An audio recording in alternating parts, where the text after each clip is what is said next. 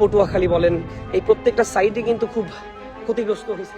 পটুয়াখালীতে আসছেন মানবতার ফেরিওয়ালা খ্যাত দেশের জনপ্রিয় কন্টেন্ট ক্রিয়েটর তৌহিদ আফ্রিদি। মূলত ঘূর্ণিঝড় রেমালে ক্ষতিগ্রস্ত এলাকাসমূহ পরিদর্শন ও অসহায় মানুষদের পাশে দাঁড়াতেই তার এ আগমন। এর আগে গত 28 মে তিনি তার ভেরিফাইড ফেসবুক পেজের মাধ্যমে ঘূর্ণিঝড় রেমালে ক্ষতিগ্রস্ত মানুষদের জন্য দুঃখ প্রকাশ করেন। তিনি তার পোস্টে বলেন, ঘূর্ণিঝড় রেমালের তাণ্ডবে পুরো দেশ মাছ ক্ষতিগ্রস্ত, অথচ এই দুঃসময়ে আমি আটকে আছি লন্ডনে। এত কাজের মাঝে থাকলেও মন পড়ে আছে দেশের ক্ষতিগ্রস্ত মানুষদের কাছেই। ঘূর্ণিঝড়ে ক্ষতিগ্রস্ত অনেক অসহায় মানুষের বিশ্বাস কেউ না কেউ এগিয়ে আসবে তাদের জন্য। দোয়া করবেন আমি যেন মানুষের এই বিশ্বাসের মর্যাদা রাখতে পারি। ইতিমধ্যে আমার পুরো টিম কাজ করছে দেশের বিভিন্ন পয়েন্টে। আমিও হয়তো খুব তাড়াতাড়ি দেশে এসে দেশের মানুষের সেবায় নিয়োজিত হব।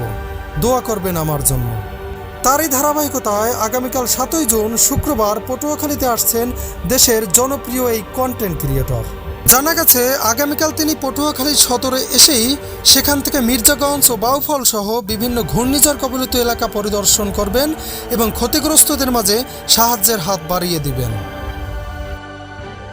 উল্লেখ্য, এর আগেও 2023 সালের 1 জুলাইয়ে পটুয়াখালীতে আসেন তিনি। পটুয়াখালীর সেই বিখ্যাত জায়গায় চলে আসছে, যেটা আসলে তবে সে সময় শুধুমাত্র কয়েক ঘন্টার জন্য বেড়াতে আসলেও এবারে আসছেন মানবিক কাজে।